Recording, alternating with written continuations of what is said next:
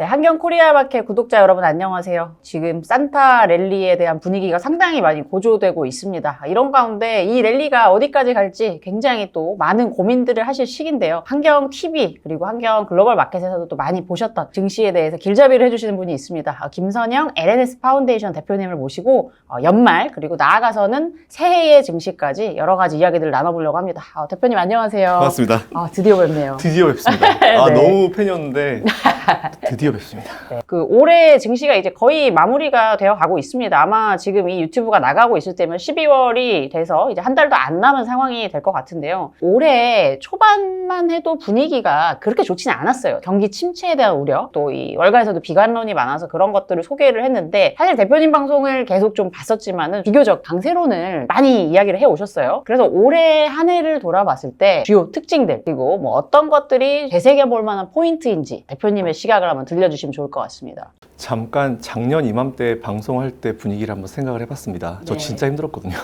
와 진짜 그때 악플 좀 많이 받으셨을 것 같은데. 엄청 받았죠. 엄청 받았었는데 경기 침체라는 얘기가 되게 많이 나왔었을 네. 때 과거에 사실 저도 이제 국내 주식 한 23년 정도 투자를 했었거든요. 그리고 해외도 미국도 2007년부터 했으니까 한 15년, 16년 하면서 그동안 경기 침체나 경제 위기 상황이 어땠나라는 거를 한번 생각을 해봤어요. 저는 다이어리를 쓰는 습관이 있어가지고 예전 걸 한번 살펴봤었는데 확실히 정말 경기가 어려운 상황에서는 이제 소비가 확 떨어지더라고요. 그렇죠. 저는 또 IMF를 거의 직접 얻어맞은 딱 그 나이대이기 때문에 이제 예전을 생각해봤을 때 정말 어려운 상황이면은 이게 소비가 그렇게 늘 수가 없다라는 생각을 사실 했었습니다. 그리고 그걸 베이스로 이제 여러 가지를 분석했을 때 비판을 받는다 하더라도 의견을 말해야 되는 입장이니까 저는 이렇게 소비가 살아있고 소비가 강한 상황인데 경기가 꺾일 거라고는 생각은 안 했어요. 뭐 지표나 지수는 중요하지 않은 것 같아요. 왜냐면은 똑같은 경제 지표를 하더라도 예전에 그 지표가 되게 신뢰를 받았었던 시기가 있지만 지금은 못 받는 시기도 되게 많거든요. 또한 경제 지표를 만드는 그런 이제 기업들, 사기업들도 예전에 되게 인기가 많았었던 그런 기업들도 하나씩 역사적으로 사라지고 또 다른 기업이 나오면서 또 다른 지표가 만들어지는 게 지금 한 1, 20년 동안의 어떤 흐름이었기 때문에 되게 신뢰를 주진 않아요. 그래서 참고용으로만 삼았었는데 중간에 조정이 좀 깊었을 뿐이다라고 생각을 했죠. 근데 이제 돌발 이슈가 나왔던 거는 작년 같은 경우는 이제 러시아 우크라이나 이슈가 발생을 하면서 그렇다 하더라도 이건 돌발적인 이슈지 전체 대세 흐름에는 문제가 없다라는 생각을 했었고 그래서 저는 이제 좀 강세론을 이제 주장을 했었죠. 불필요한 손절보다는 지금 좀 버티는 시기가 맞다라는 말씀을 좀 많이 드려왔었고 1년 만에 바뀌었죠. 요즘에는 아무도 그 얘기 안 하잖아요. 요새는 비관론 이야기하면 욕먹습니다. 그렇죠. 그래서 저는 워낙 비관론 얘기를 많이 해서 요즘에 좋은 얘기를 많이 해가지고 뭔가 안 좋은 게 있나? 또 사람이 또 청개구리 심고 있잖아요. 그렇죠. 또 모두가 예스라고 하면은 또 네. 증시가 반대로 가는 네. 그런 경향이 있죠. 뭐 작년에 말씀드렸던 거는 올해 한 여름 정도 지나고 날 좀 더워지기 시작하고 다시 시원하기 시작하면 아무도 CPI 신경 안 쓸 거다라는 말씀을 계속 드려왔었어요. 근데 그대로 된 것 같고 올해 전반적인 분위기를 봤을 때는 돌발 이슈로 인한 시장의 놀램은 많이 좀 사라졌다. 이제 좀 시장이 정신을 좀 차렸다. 우리가 보통 사고가 나면은 당장 굉장히 놀래는데 시간이 좀 지나고 보면 차분해지잖아요. 시장을 좀 차분하게 바라보는 그런 시선이 나오는데 그게 최근에 좀 만들어진 것 같아서 이제는 정상적으로 좀 돌아오고 있는 것 같고요. 그리고 산타 랠리가 보통 저는 산타 랠리를 얘기할 때 이제 시간차 공격을 하신다. 산타 할아버지가. 왜냐하면 12월에 안 오시고 보통 1월에 오신다. 이런 말씀을 많이 드렸는데 올해는 앞에서 워낙 많이 눌려놔서 그런지 특히 우리나라 같은 경우도 9월, 10월에 많이 눌렀잖아요. 그러니까 그게 앞에서 눌러놓으니까 오히려 산타 할아버지가 좀 일찍 오셨나? 이런 생각을 좀 했었고 근데 이 흐름이 내년 1월 달까지 정도는 무조건 갈 거라고 봐요. 그러면 이 지금 시작된 산타 랠리 사실은 이게 지금 뭐 땡스기빙 랠리로 끝날 것이다 이런 얘기도 했었는데 대표님께서는 1월까지는 쭉 갈 수 있을 것이다 라고 보시는 건가요? 네, 보통 이제 1월 효과로 인해서 1월 달까지 괜찮을 것 같고 그리고 내년에는 보면은 선거가 큰 게 두 개가 있어요. 그렇죠. 우리나라 4월 총선 그리고 미국에 11월 달에 대선이 있는데 분석들은 많이 나오죠. 우리나라 얘기 먼저 해보면 총선 전에 총선 관련주도 올라가면서 코스닥 시장이 좀 올라갈 수 있다. 이런 얘기도 있고 그리고 미 대선은 대선이 있는 그 1년 전에는 지수가 좋다 안 좋다 분석들은 되게 많이 나오는데 현재 상황만 놓고 봤을 때는 급하잖아요. 일단 우리나라 먼저 얘기해보면 총선 관련주 때마침 지금 우리나라 공매도를 안 해요. 공매도가 중지가 됐어요. 공매도가 있었으면 변동성이 굉장히 컸을 텐데 공매도가 중지된 상황이기 때문에 오히려 저는 원웨이, 오히려 개인들 위주로 이제 수급이 돌아갈 가능성이 크고 그리고 이제 여러 가지 테마들이 나오고 있죠. 이미 나오고 있죠. 상한가 매일 가고 있습니다. 팝업 먹었다고 여자친구에서 상한가 가는 거 제정신은 아닌 것 같아요. 근데 이게 원래 정치 테마주들은 그 제정신 아닌 테마들이기 때문에 그건 당연한 흐름인 것 같고 그래서 이게 이미 시작된 것 같고 적어도 이제 4월달 총선이니까 한 2월 말에서 3월달까지 이 흐름이 나올 것 같아요. 근데 어쨌든 이제 1월달이 같이 엮여있기 때문에 1월이 나쁠 수 없고 테마성 장세가 좀 살아나고 기존에 있었던 대장주들이 충분히 쉬었죠. 2차전지도 좀 충분히 쉰 것 같고 이제 좀 분위기가 나올 수 있을 것 같고 우리나라를 좀 대표하는 반도체 기업 같은 경우도 잘 아시겠지만 이미 이번에 한국은행 총재님이 나오셔가지고 GDP 여러 가지 상황을 말씀하시면서 반도체가 돌아설 것 같다. 오히려 더 빨리 돌아설 것 같았는데 좀 늦게라도 이제 돌아설 것 같다라고 얘기한 거 보면은 일단 우리나라 분위기는 올해보다 내년이 좀 더 좋지 않을까. 사실 제가 올해 초에 어떤 얘기를 들었냐면은 미국이나 우리나라나 마찬가지로 올해 지금보다는 올 연말에 더 높은 자리에 있을 겁니다라는 말씀을 드렸었어요. 근데 미국은 이미 그렇게 됐고 그리고 우리나라 같은 경우도 지금 9월, 10월에 좀 많이 꺾여가지고 이제 안정적인 어떤 흐름까지 올라올 수 있다라고 생각을 하고 있습니다. 우리나라는 그 정도 생각하시면 될 것 같고 미국 같은 경우는 지금 어쨌든 바이든은 재선을 하려고 또 노력할 것이고 그리고 트럼프는 어쨌든 뺏어로 노력할 거기 때문에 이런 상황에서는 국민들이 원하는 얘기, 좋아하는 얘기밖에 할 수가 없어요. 정치적인 부분들이. 그래서 제가 봤을 때는 지금 미국이나 우리나라나 핫한 그런 업종을 굳이 위해서 누를 필요는 없을 것 같다는 말씀을 좀 드리고 싶고 바이든이 만약 안 되고 트럼프가 되게 되면은 2차 전지 업종을 IRA를 아예 거의 폐쇄시켜버리고 2차 전지를 죽일 거다 이런 얘기 나오는데 굳이 그러니까지 걱정하실 필요 없을 것 같아서 당분간 이 흐름은 이어질 것 같고 우리나라는 최소한 1월달, 2월달까지 괜찮을 것 같고 미국도 제가 봤을 때는 1분기 정도까지는 그래도 안정적인 어떤 투자가 가능하지 않을까라고 생각하고 있습니다. 사실 선거라는 변수를 말씀을 해주셨는데 일단 미국부터 먼저 말씀을 같이 나눠보면은 선거를 앞두고 좀 국민들이 좋아할 만한 정책을 해야 되잖아요. 그래서 물론 이제 페드 연준이 정치에 분리돼 있다라고 얘기는 하지만 또 일각에서는 그래서 이제 선거를 앞두고 금리를 좀 빨리 내릴 수밖에 없을 것이다. 이런 이야기들도 하고 있어요. 다른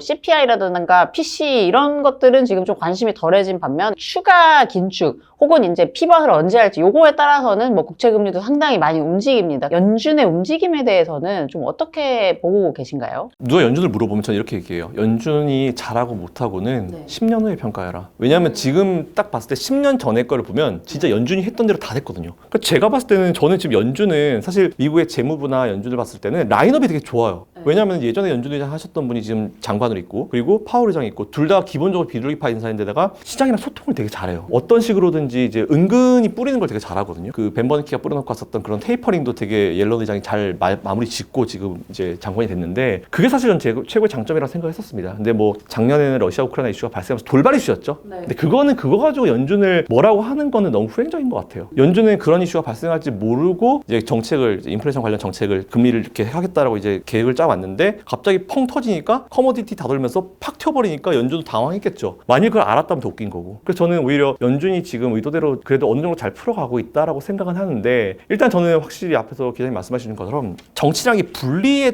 대한 부분인데 될까요? 그게 좀 애매합니다. 근데 시장이 바라는 건 금리 인하인데 저는 여기서 제일 중요한 게 2년물 국채금리라고 봐요.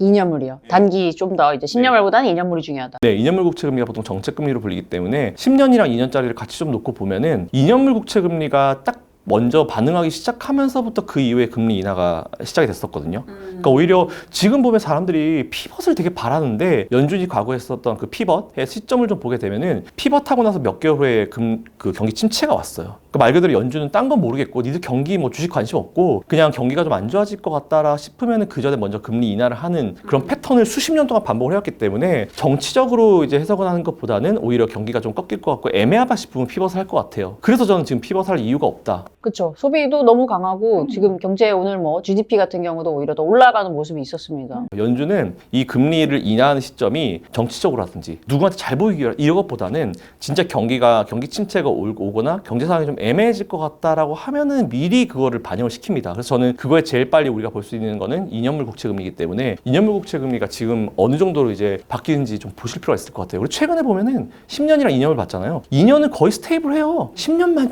막 왔다 갔다 하면서 그 갭이 바뀐 거거든요. 그래서 저는 오히려 10년보다는 2년 쪽을 좀 보시는 게 좋을 것 같다는 생각이 들고 피벗은 제가 지금 오늘 촬영한 날짜 기준으로 봤을 때 원래 저는 빨라야 3분기? 저는 지금 요즘에는 내년에도 안 할 수도 있겠는데? 아니면 내년 4분기? 너무 괜찮아요. 지금 분위기가. 전반적인 분위기가 너무 괜찮고 만일 하게 되면은 또 위기가 발생할 것 같다면 가만히 있을까요? 무조건 이건 찍어내리겠죠. 그래서 저는 오히려 그런 거를 좀 같이 생각해 봐도 내년에 올까? 내년에 피벗을 할까? 그 피벗이라는 거 보통 보면 많은 분들이 오해하시는 게 금리 인상하다가 동결하는 것도 피벗이라고 생각하시는데 그게 아니고 피벗은 이제 농구 해보시는 분들 아실 거예요. 발 찍고 이제 방향을 아예 바꾸는 걸 피벗이라고 하는데 인하로 바꾸는 걸 피벗이라고 하죠. 근데 그렇죠.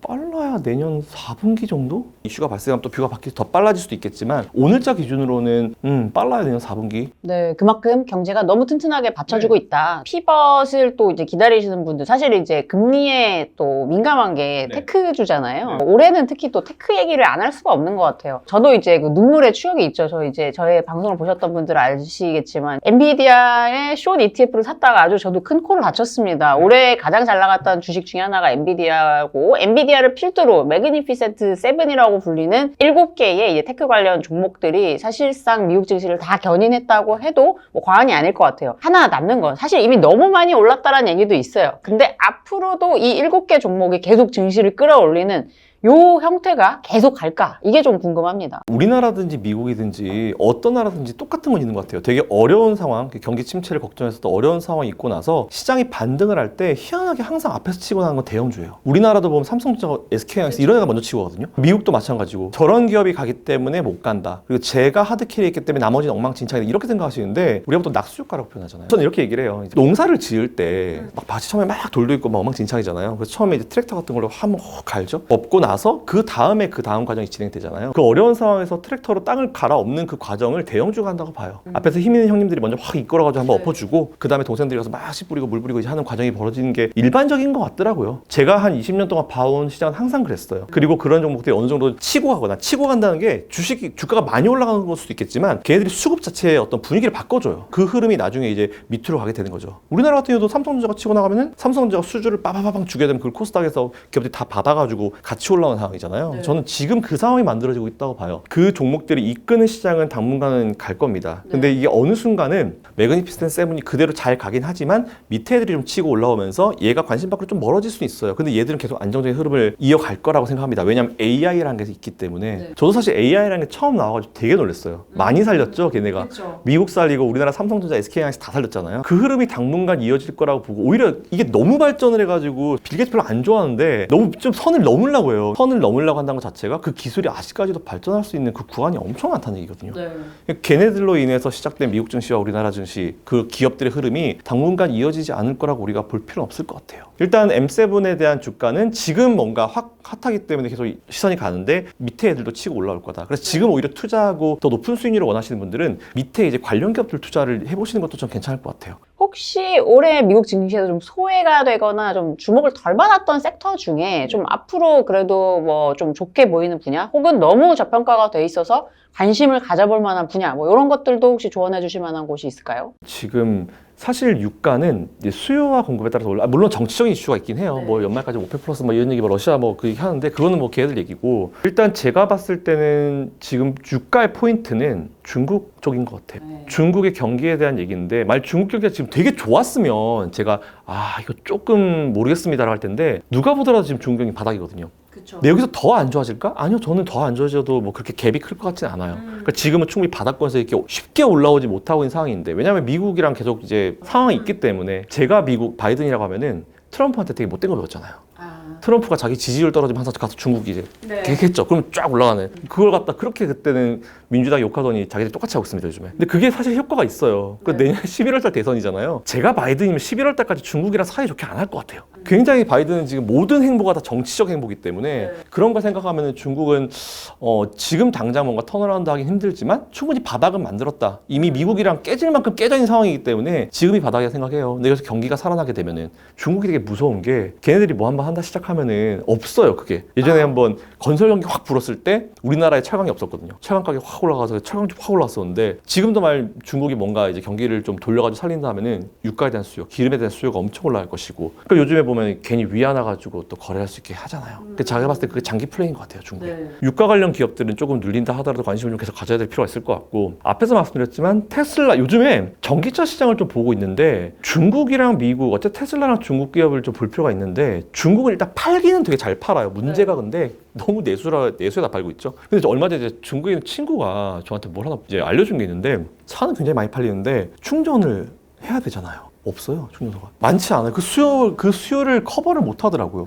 그리고 이제 충전소가 만들어놨는데 막 거기 안 되고 오류나고 막 이런 상황이 되게 많이 발생을 한다고 하더라고요. 그래서 충전기 앞에 정말 수십 대 차량이 서 있는데 그 충전도 뭐 금방 하는 것도 아니잖아요. 완속 충전 이런 것도 아니잖아요. 시간이 걸리는 문제죠. 그러니까 오히려 이렇게 많이 팔았는데 인프라가 따라가지 못하는 상황이 발생했다는 것 자체를 보면 테슬라를 보는 것도 좋지만 이 슈퍼차저 관련을 좀 보는 것도 괜찮겠다라는 생각이 되게 많이 들어요. 근데 요번 최근에 보면은 슈퍼차저 중국 진출하죠. 그 GM이랑 상하이 자동차인가 거기랑 같이 이제 협약을 한 그 기업 쪽에다가 이제 슈퍼차저를 오픈하겠다라 얘기했는데 오히려 그렇게 되면은 지금은 테슬라 전체 매출의 슈퍼차저 매출이 몇 퍼센트 안 돼요. 5%대 왔다 갔다 하는 걸 알고 있는데 앞으로는 그쪽 매출도 좀 충분히 살아날 수 있다는 생각이 들고 전기차에 대한 수요는 많이 늘 겁니다. 많이 늘 수 있을 거라 보고 있어서 지금 보면은 지금 뭐 전기차 시장의 어떤 전체 퍼센티지보다는 2030년, 40년으로 갈수록 그 퍼센티지가 2배, 3배로 증가하게 돼요. 네. 근데 배터리 가격은 이제 하향 안정화 균형 가격을 찾아가고 있는 상황이거든요. 그러니까 배터리 가격이 안정을 찾아가게 되면은 그에 맞춰서 판매량이 증가할 수 있어요. 왜냐하면 내연기관차랑 전기차에 대한 어떤 이 들어가는 비용 자체가 거의 비슷해집니다. 그 시기가 2025년에서 2026년 사이거든요. 그때 유가에 따라 가지고 내연기관차의 판매량이 달라질 것이고, 근데 전기차는 사실 아시겠지만 별로 들어가는 비용이 없어요. 충전구 말고는. 이것도 근데 그 보조금을 제외하고 보조금이 없어도 비슷해지거든요. 그럼 당연히 전기차가 더 퀄리티가 높아지고 인프라만 더 깔아지게 되면 전기차에 대한 수요는 올라갈 수 있죠. 이렇게 된다 치면은 더 많은 인프라가 필요할 것이고, 우리나라도 지금 뭐 현대차나 이런 기업들이 뭐 인프라 쪽에 지금 진출하겠다라고 지금 사업은 막 내고 있긴 해요. 근데 아직 충전소가 뭐 48개에서 72개 뭐 몇 개 늘리지 않는 그런 상황이긴 한데 이쪽이 좀 돈이 될 수도 있겠다. 앞으로 한 4, 5년 안에는. 우리나라에 꽤나 많아졌는데도 불구하고 지금 전기차 타는 친구들 얘기 들어보면은 옛날보다는 많이 나아졌는데 여전히 불편하다. 또 관련 쪽으로 엮어서 생각해보면 지금은 우리나라 충전소가 고장났다고 신고하면은 고쳐지는데 3.2일이 걸린대요. 근데 이게 전기차 충전기라는 게 정말 모든 기술의 협약체더라고요. 근데 그걸 커버할 만한 기술자가 없대요. 또 새로운 업종이 나올 수 있겠네요. 그러네요. 네. 또 파생되는. 그것만 만약 커버가 된다라고 하면은 인프라 쪽은 앞으로 굉장히 많은 수요가 있을 것이고, 그래서 저는 크게 지금 두 가지 정도 생각합니다. 유가 쪽 그리고 이제 전기차 인프라 쪽. 사실은 이제 미국 증시에 투자를 하시는 분들은 환율을 계속 볼 수밖에 없죠. 이게 만약에 달러가 계속 약해지면은 내가 만약에 10% 먹어도 환율이 또 이제 10% 하면은 뭐 똔똔이잖아요. 네. 그래서 이제 그런 부분들 계속 보시는데 지금 환율이 아무래도 이 내년에 어떤 피벗이 예상이 되면서 많이 내렸습니다. 실제로 달러가 많이 약해졌는데 지금 이런 흐름이 계속 좀 내년에도 갈 것인지, 그리고 이런 상황에서도 계속 좀 이 미국에 투자를 하는 게 매력이 좀 작년 혹은 올해만큼 또 있다고 생각하시는지도 좀 궁금합니다. 환율에 대한 부분은 뭐 기자님 말씀하신 대로 내년에도 비슷한 추세가 만들어질 거라고 생각합니다. 근데 뭐 단기간에도 올라갔다 내려갔다는 할 수 있겠지만, 근데 지금은 오히려 저는 이제 투자를 누군가 새로 한다라고 하면은 미국이랑 국내를 같이 하라고 얘기를 하고 싶어요. 그동안은 미국을 하고 싶었지만 달러 너무 높아가지고 못했잖아요. 맞아요. 기회죠? 오히려 싸졌으니까. 네, 지금은 기회입니다. 근데 이제 이게 미국에 들어간 돈은 그냥 거기서만 돌리시는 게 나을 것 같아요. 이번 상승장 동안은. 그리고 국내에 있는 거는 국내에서만. 이거를 따로 좀 하는 게 낫다라는 말씀을 일단 먼저 좀 드리고 싶고요. 미국은 당분간은 좀 매수를 하기에 좀 적절한 시점. 어쨌든 원화가 강세로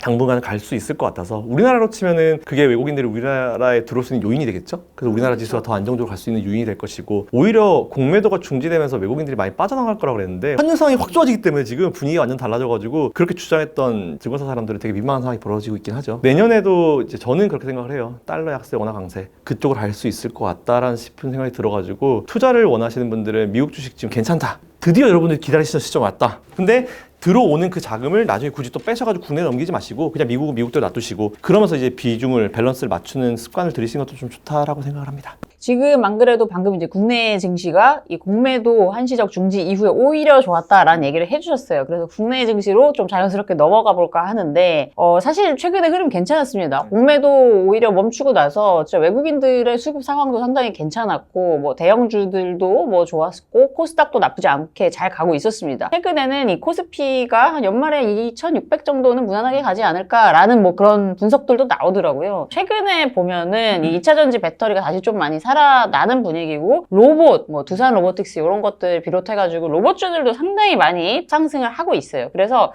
좀 이런 테마들이 계속 지금 그럼 연초까지 좀 갈 거라고 생각하시는지, 아니면 좀 테마별로 어떤 흥망이 있을 걸로 보시는지 어떻게 보시는가요? 차전지랑 로봇은 갈 수밖에 없을 것 같아요. 이게 로봇 얘기 나와서 말씀 좀 드리면, 작년에 경기가 워낙 안 좋았었던 시점에 그 과거에 한번 얘기를 좀 돌아보니까 경기가 진짜 안 좋다 할 때 이게 진짜 앞으로 안 좋아질지를 볼 수 있는 그런 여러 가지 지표들 중에 제일 정확한 것 중에 하나 뭐냐면, 우리나라는 잘 아시겠지만 IMF에 대해서 뭔가 트라우마를 가지고 있는 국가예요. 그래서 뭔가 나오면 우리나라는 항상 IMF랑 비교하고, 미국은 항상 2008년도 금융위기랑 비교를 하거든요. 그러니까 트라우마가 있는 거예요. 근데 우리나라 같은 경우는 그래서 IMF 때 보면 이렇게 쓰러진 기업들 보면 다들 돈이 없어서 많이 망가졌잖아요. 그쵸. 그렇기 때문에 만약 진짜 위기 상황이 온다라고 했으면은 기업들이 투자를 안 할 거예요.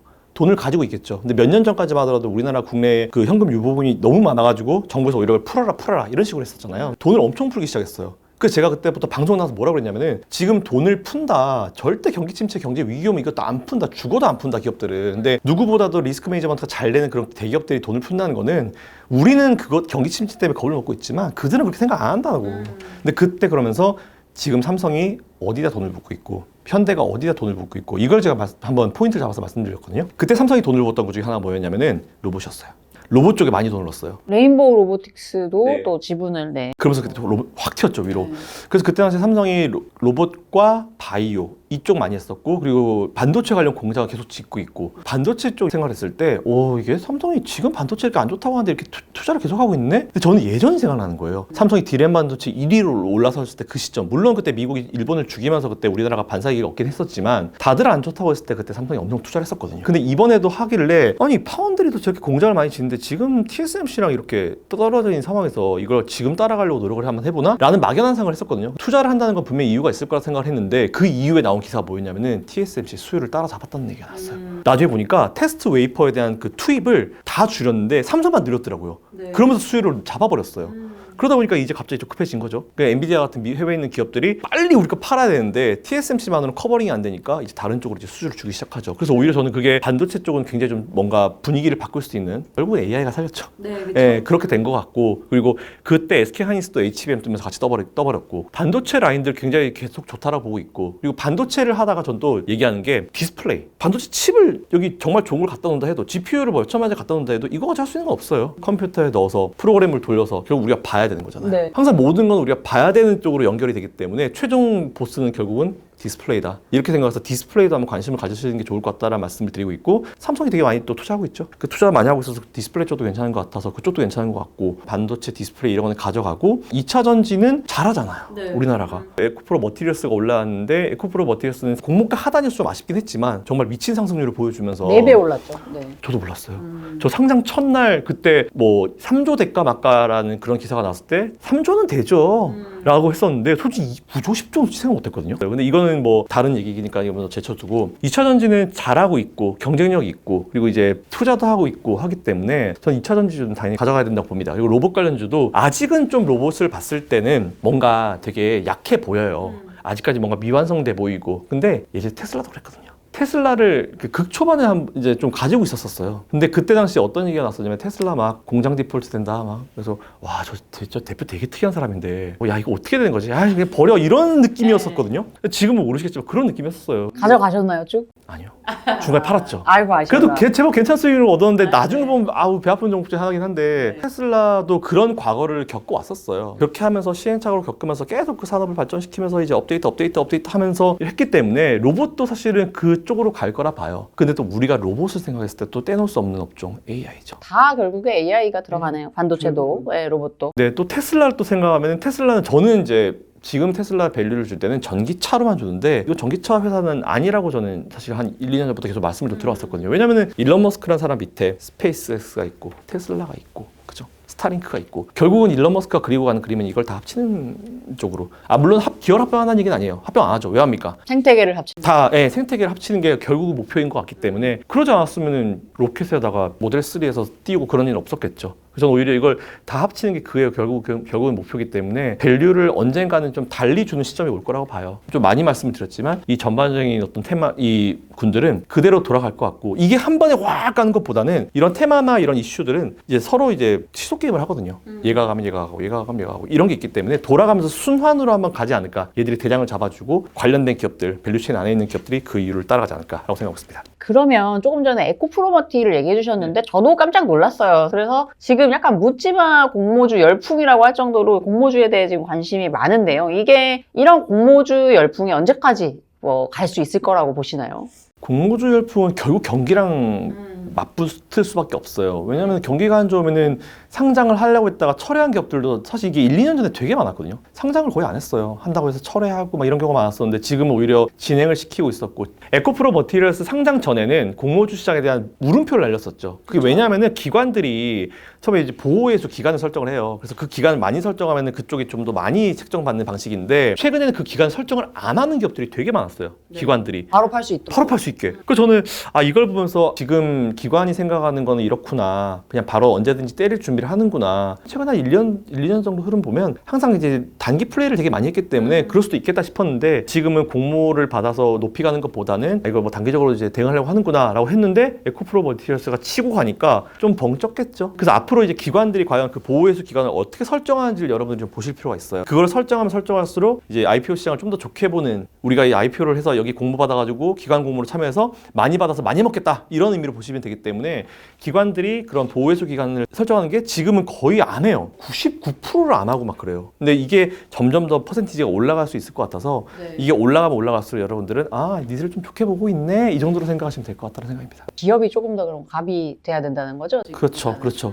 사실 근데 저는 이번에 딴 얘기인데 에코프로 머티리얼스를 보면서 좀 되게 재밌었어요. 왜냐면은 기관한테 먼저 배정을 했습니다. 하고 나서 그 주 주말에 뭐가 나왔냐면은 공매도 중지를 발표를 했어요. 아, 맞습니다. 그리고 그 다음 주에 개인 공모했거든요. 그러니까 기관은 완전 박살나고 공매도 발표하고 개인은 잘 됐죠. 그렇죠. 아, 이런 거 아주 좋습니다. 7대 1이다 뭐 이런 식으로 네. 되게 많이 했었는데 그걸 누군가 실패라고 얘기했지만 결국은 상대적인 것 같아요. 네. 뭐 그걸 갖다가 뭐 더 대박 날 줄 알았는데 실패다 이러시는 분도 있는데, 그러니까 저는 항상 제가 자주 말씀드리는 거는 증권사에서 리포트가 나오고 뭐 그게 뭐 월스트리트에서 나오건 뭐 어디서 나오든지 간에 작년에 우리가 많이 경험했죠. 다 틀리는 거. 그들도 똑같은 인간들인 거. 그래서 저는 그런 게 나오면은 그래, 그건 네 생각이고 난 생각 달라. 해서 뭐 좀 지금부터는 스스로 공부를 할 필요가 좀 있을 것 같아요. 물론 대표님이 좀 이제 강세론자로 계속 좀 이제 시장에서 이야기를 많이 하는데 오늘도 뭐 전반적으로는 또 강세가 당분간 지속될 거라고 얘기를 해주셨습니다만 사실 시장이란 게 항상 쭉 이렇게 올라만 가면 좋겠지만 그럴 순 없잖아요. 조정, 좀 한국과 미국 시장의 조정은 온다면 언제쯤 약간 어떤 이벤트들을 유의해야 될지 그런 것들 좀 생각해 보신 게 있을지 궁금합니다. 일단은 우리나라는 4월 총선. 총선. 네. 총선 테마들 좀 물량 나오면서 조금 눌림이 있을 수 있을 것 같아요. 특히 코스닥. 코스닥. 예, 상대적으로 코스피도 좀 눌림이 있을 수 있지만 코스피는 그래도 안정적으로 갈 것 같고 코스닥은 한 3월? 봄 정도 되기 시작하면 물량이 살살 한 달 정도 나오기 시작하거든요. 네. 그래서 미국 같은 경우도 지금 11월 달 대선이 있는데 뭐 올해 상승률이 그렇게 강할 것 같지는 않지만 안정적인 우선은 만들어지겠지만 미국도 아마 여름 좀 지나고 나면 조금 긴장을 좀 해야 되지 않을까. 근데 지금은 시장에 부담을 주는 요인보다는 아마 내년에 계속 나올 거예요. 이 피벗에 대한 얘기를. 근데 지금은 또 피벗 해줬으면 좋겠어 이런 심리지만 어느 순간 또 시장은 갑자기 아까 제가 말씀드렸던 피벗이라는 거는 항상 과거의 사례를 보니까 경기 침체 있기 전에 했는데 그럼 연준이 피벗을 얘기한다는 거는 이거 좀 있으면 침체 올 수도 있다는 거 아니야? 이런 식의 심리로 언젠가 또 확 바뀌거든요. 네. 근데 그게 바뀌는 시점이 언제가 될지는 몰라요. 그래서 이제 저는 그 시점쯤 되면 한 번 좀 시장이 쉴 수 있지만 그것도 적절히 조정의 핑계다. 오히려 그걸 이용해서 여러분들이 추가 매수를 하실 수 있는 기회다. 왜냐면은 돈을 푸는 거잖아요. 돈을 푸는 거기 때문에 전 이번에 만약 경기 침체가 온다 하더라도 되게 얇게 지나갈 거라 봐요. 네. 다른 악재성 이슈가 없다라고 하면은 오히려 그렇게 눌러주게 되면은 그게 또 중간에 여러분들이 들어갈 수 있는 되게 좀 좋은 기회가 될 거라고 생각해서 전반적인 그림을 그렇게 그리고 있습니다. 우리나라 기준으로 2004, 5, 6, 7 그때가 정말 대세 상승이었거든요. 저점으로 코스피가 700포인트, 고점으로 2100포인트 3배 올랐어요. 단기 고점 대비해서 10% 지수 기준은 10%, 20% 조정이 나온 게 거의 분기별로 한 번씩 나왔어요. 중간에 20%, 30% 민적도 되게 많았고, 그러니까 제가 말씀드리고 싶은 거는 대세 상승장이라 해도 단기 고점 대비해서 10%, 20%, 30% 미는 조정은 항상 있다. 분기별로 평균 한 번씩. 지수를 10% 밀면 종목은 보통 한 20, 30% 밀거든요. 그렇죠. 네. 딱 개인들 멘탈 나가는 시점이에요. 20% 민다. 반토막이거든요. 근데 그것도 전반적인 어떤 큰 그림이 망가지지 않았다라고 하면은 좀 우리가 그 전에 나오지 못했으면 좀 버텨야 되는 시점이 아닌가라고 생각하고 있습니다.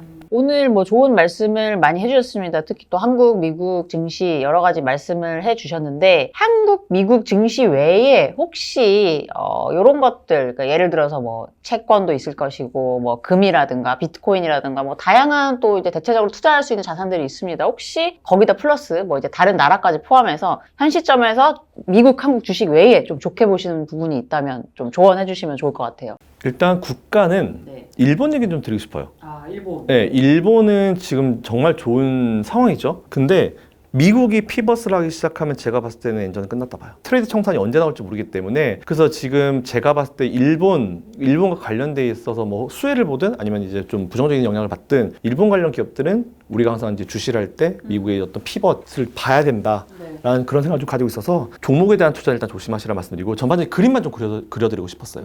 일본은 볼 때 이제 미국의 피벗을 꼭 봐야 된다라는 그런 말씀을 한 번 더 좀 강조를 해드리고 싶고 제가 사실은 예전에 가상화폐 시장을 지금도 별로 안 좋게 보는 봐요. 그러니까 어느 순간부턴가 미국 시장의 짧은 자금들의 흐름을 볼 때 가상화폐가 꽤나 커플링이 잘 되더라고요. 그래서 저는 딱 두 개, 비트코인이랑 이더리움은 관심을 좀 가지고 좀 보고는 있어요. 직접 투자시라는 말씀은 사실 못 드리겠습니다. 제가 그쪽 전문가가 아니기 때문에 이걸 하라고 하는 거는 뭐 안 될 일이죠. 비트코인이나 이더리움 같은 경우는 확실히 제가 몇 년 동안 지켜본 결과 증시가 좀 뭐 꼬꾸라지거나 올라가거나 했을 때 어쨌든 커플링 되는 현상이 좀 나오긴 나오더라. 만약 투자를 하고 싶으신 분들은 뭐 그런 거 좀 생각하셔가지고 좀 담아보시는 것도 좋은데 가상화폐가 되게 많잖아요. 근데 기왕이면 저는 비트코인, 이더리움 말고 딴 거는 그냥 안 보셨으면 좋겠다라는 생각이 있어요. 물론 다른 거 뭐 하루에 뭐 몇백 %씩 올라가겠지만 제가 바라는 투자는 사실 그게 아니기 때문에 뭐 비트코인이나 이더리움 조금 관심 한번 가져보셔도 좋을 것 같다는 말씀드리지만 제가 전문가가 아니기 때문에 관련된 쪽만 말씀을 드리고 공부 한번 해보시라고 제가 한번 좀 던져드리고요. 개인 투자자들이 사실 투자금이 많지가 않잖아요. 그러니까 개인 투자자들한테 여러분 채권 사시고요, 금 사시고요, 뭐 ETF 뭐 사시고, 국내 사시고, 해외 사시고 제가 보더라도 에이 뭐라는 거야. 우리는 포트폴리오를 만들 시드가 많지 않으니까. 안 되죠. 근데 이게 현실인 것 같아요. 사실 그래서 저는 현실에 맞춰서 말씀드리는 게 맞는 것 같아서 개인을 해지 못해요. 그리고 그렇기 때문에 저는 오히려 지금 우리가 할 수 있는 거 제일 좋은 해지는 미국과 우리나라를 나누는 거. 그리고 미국 들어가기에는 지금 우리나라 이제 환율 상황이 괜찮다. 이 정도 드리는 게 사실 제일 현실에 맞는 팁이 아닐까라고 생각했습니다. 그래서 오늘 미국과 한국 증시를 균형 있게 또 나눠가지고 포트폴리오를 짜는 것들, 그리고 또 이 눌릴 조정이 오겠지만은 그럴 때 또 이제 매수 기회로 삼아서 뭐 여러 가지 업종에 대해서 이렇게 포트폴리오를 만들 것을 추천을 해줬습니다. 오늘 아무튼 우리 김선영 대표님하고 같이 인터뷰를 나눠봤는데 평소에 방송에서 또 못하신 말들도 좀 더 길게 들을 수 있어서 되게 좋았습니다. 오늘 이 방송을 보시고 또 많은 분들이 도움 많이 받으셔서 좀 성공 투자를 하셨으면 좋겠고요. 또 산타랠리가 좀 이어졌으면 좋겠네요. 네, 저도 바라고 있습니다. 네, 그러면은 오늘 인터뷰는 여기까지 하겠습니다. 나와주신 대표님 감사합니다. 감사합니다.